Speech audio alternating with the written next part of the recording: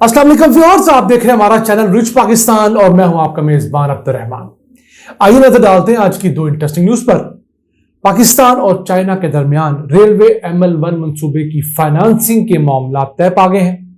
अब यह मंसूबा कुछ प्रोडक्ट्स को छोड़कर बाकी मुकम्मल किया जाएगा, यानी जो मंसूबा $10 अरब का था उसकी कीमत कम करके अब $6.5 अरब की गई है, ताकि कम से कम ट्रैक पर तेज रफ्तार ट्रेन भागना शुरू हो जाए। कौन कौन से मंसूबे इसमें से निकाले गए हैं कीमत कम करने के लिए, उसे प्रोग्राम में जाकर डिटेल में डिस्कस करेंगे। जबकि आज की दूसरी खबर, खैबर पख्तूनख्वा के अंदर जेर तामीर दूसरा CPEC का स्पेशल इकोनॉमिक जोन, उसकी कंस्ट्रक्शन मुकम्मल हुई है। फेज 1 का बाज़ाब्ता इफ्तिताह कर दिया गया है।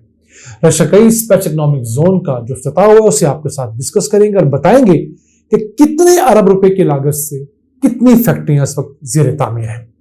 लेकिन पहले चलते हैं उस खबर की तरफ जो कि दुनिया न्यूज समेत दीगर बड़े मीडिया चैनल्स ने रिपोर्ट की, जिसके मुताबिक पाकिस्तान और चीन के दरमियान रेलवे ML1 मंसूबे की फाइनेंसिंग के मामला तय पा गए हैं और इस सिलसिले में जो बाज़ाब्ता मुआहदा है, उम्मीद है अगले हफ्ते के दौरान जब चाइनीज नायब वजीर आजम पाकिस्तान के दौरे पर आएंगे तो साइन करेंगे। पहले यह मंसूबा $6.5 अरब का था, 2010 में इसकी अप्रूवल एक्निक ने दी।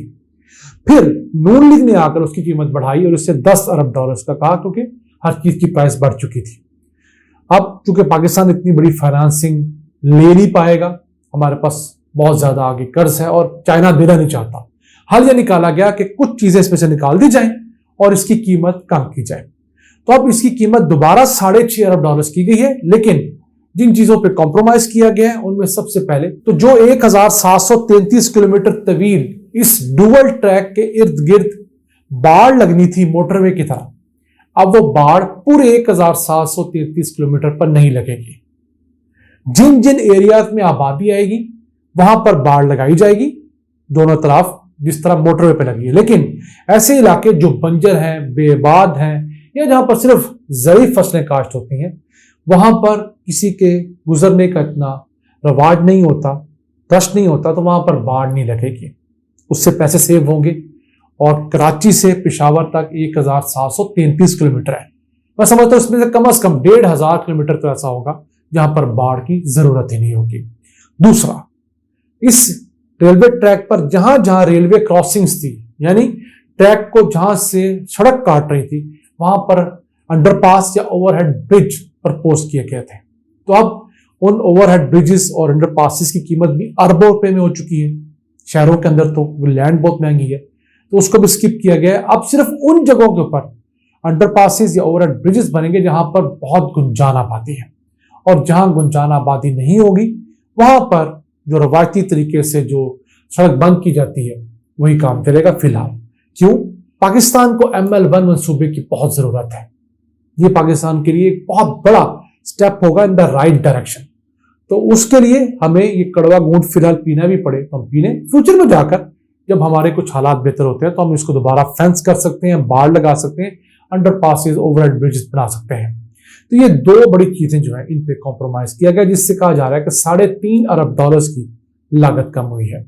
इस रेलवे ट्रैक पर 140 किलोमीटर फी घंटा से 160 किलोमीटर फी घंटा की रफ्तार तक ट्रेन दौड़ सकेगी। फिलहाल ये एवरेज जो है वो 60 से 80 किलोमीटर फी घंटा है। मैं समझता हूं अगर पाकिस्तान में ट्रेन की स्पीड डबल हो जाती है तो ये भी बहुत बड़ा मार्का है और इस ट्रेन का किराया बहुत ज्यादा नहीं बढ़ेगा। अगर हम बुलेट ट्रेन पे जाते हैं तो जो कीमत हमारे बुलेट ट्रेन की टिकट की होगी उतने का तो हवाई जहाज का टिकट पाकिस्तान में मिल जाया करेगा। तो हमारे यहाँ वायबल नहीं है। हमारे यहाँ इसको कोशिश करके 160 से 180 तक ले जाए, दैट्स एनफ। क्योंकि हमारी आबादी की बड़ी अक्सरियत जो ट्रेन यूज करती है उनके पास इतने वसाइल नहीं कि वो बहुत महंगी टिकट अफोर्ड कर सकें। अब फिलहाल इस प्रोजेक्ट के अंदर जो चीजें कॉम्प्रोमाइज नहीं की गई, एक तो डबल ट्रैक होगा, एक जाने के लिए और एक आने के लिए। फिर सिग्नल्स और टेलीकम्युनिकेशन का मॉडर्न ट्री निजाम जो है वो इसमें नाफिज किया जाएगा, इसके अंदर अप्लाई किया जाएगा। पाकिस्तान इस प्रोजेक्ट के अंदर 15% हिस्सा डालेगा, जबकि चाइना इस प्रोजेक्ट के अंदर 85% हिस्सा डालेगा। यानी फाइनेंसिंग में पाकिस्तान 15% डालेगा और पाकिस्तान ऑब्वियसली रुपयों में डालेगा। जो चीज पाकिस्तान से प्रोक्योर की जानी है, जो यहां से परचेजिंग होनी है लेबर की या मटेरियल की, वो 15% पाकिस्तान देगा। बाकी चीजें जो है वो चाइना पाकिस्तान को देगा। अब समझ लीजिए $450 मिलियन या उसके बराबर रुपया पाकिस्तान इन्वेस्ट करेगा और $5.5 अरब या उसके बराबर युआन करेंसी चाइना पाकिस्तान को देगा, जिससे ट्रैक का सामान, जिससे लोकोमोटिव खरीदे जाएंगे और मशीनरी खरीदी जाएगी। बाकी जो सेटअप है फिलहाल वो अभी वाला जो रेलवे ट्रैक है उसी का इस्तेमाल किया जाएगा। मसलन जो हमारे बड़े बड़े रेलवे स्टेशन हैं और दूसरा इंफ्रास्ट्रक्चर, उसको कुछ बेहतर जरूर किया जाएगा, लेकिन यूज उसी को किया जाएगा। आइए चलते हैं आज की दूसरी हम खबर की अलग। रशकई में स्पेशल इकोनॉमिक जोन का दूसरा इंडस्ट्रियल एरिया बन रहा था, उसका फेज 1 कंस्ट्रक्ट किया जा रहा था। वहां पर पाइपलाइंस बिछ रही थी, बिजली के टावर्स लग रहे थे, तो वो फेज 1 मुकम्मल हो गया है। वैसे रशकई स्पेशल इकोनॉमिक जोन 1000 एकड़ के ऊपर मुहित होगा, उसमें से फिलहाल 247 एकड़ को डेवलप कर दिया गया है और उस 247 एकड़ में तकरीबन 50 के करीब मुख्तलिफ छोटे बड़े कारखाने आने हैं। अब तक 18 कारखाने यहां आ चुके हैं, जिनमें से 7 बड़े कारखाने अंडर कंस्ट्रक्शन है और मजमूई तौर पर 85 अरब रुपए की इन्वेस्टमेंट इस वक्त इन 18 कारखानों में हो रही है। अभी इसके 2 फेज रहते हैं। ये जो एक स्पेशल इकोनॉमिक जोन होगा 1000 एकड़ के ऊपर, ये $2 अरब की फॉरेन डायरेक्ट इन्वेस्टमेंट लाने का पोटेंशियल लगता है और नौकरियां भी तकरीबन 2 से 2.5 लाख इसकी वजह से क्रिएट होंगी। ये नौशहरा के अंदर वाक़ है, इस्लामाबाद से 90 किलोमीटर, पेशावर से 60 किलोमीटर और अज़ा खेल की ड्राई पोर्ट से ये 40 किलोमीटर की मुसाफत पे है। ड्राई पोर्ट्स क्योंकि इंडस्ट्रियल एरियाज के लिए बहुत जरूरी होती हैं, तो आप समझ लीजिए जो लोग लाहौर रहते हैं, लाहौर से शेखपुरा जितना तकरीबन फासला है इसका ड्राई पोर्ट का, बहुत थोड़ा फासला कंसीडर किया जाता है, जो कि बड़े बड़े फ्रेट के लिए होता है। पाकिस्तान में इस वक्त तक वैसे तो 35 स्पेशल इकोनॉमिक जोन्स हैं जिनकी अप्रूवल दी जा चुकी है। उनमें से 4 स्पेशल इकोनॉमिक जोन जो है वो सीपैक के अंडर है। बाकी कुछ वफाकी हुकूमत पहले से चला रही थी, कुछ सूबाई हुकूमतें पहले से चला रही थी। तो स्पेशल इकोनॉमिक जोन का फायदा ये होता है, यहाँ पर जो भी फैक्ट्री लगती है उसे 10 साल के लिए टैक्स की छूट दी जाती है। इसके अलावा उसने जितनी मशीनरी इंपोर्ट करनी होती है उसे टैक्सेस और लेवीज से मुबर्रा किया जाता है, तो कॉस्ट ऑफ सेटअप बहुत कम हो जाती है।